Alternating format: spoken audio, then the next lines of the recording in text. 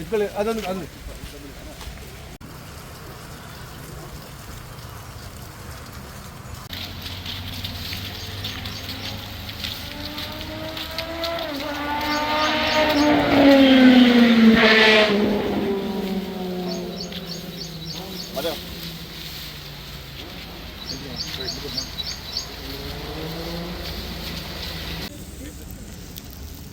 ಇವತ್ತು ನಾವು ನಮ್ಮ ಕುಕ್ಕರಳ್ಳಿ ಕೆರೆಯಲ್ಲಿ ಸ್ವಚ್ಛತಾ ಅಭಿಯಾನವನ್ನು ಪ್ರಾರಂಭ ಮಾಡಿದ್ವಿ. ಎಲ್ಲ ಕಸ ಇರೋದು ಇಲ್ಲಿ ಎಲ್ಲ ಸಂಗ್ರಹಿಸಿ ಈ ಒಂದು ಒಳ್ಳೆಯ ಕ್ಲೀನಿಂಗ್ ಡ್ರೈವನ್ನು ಮಾಡಿದ್ವಿ.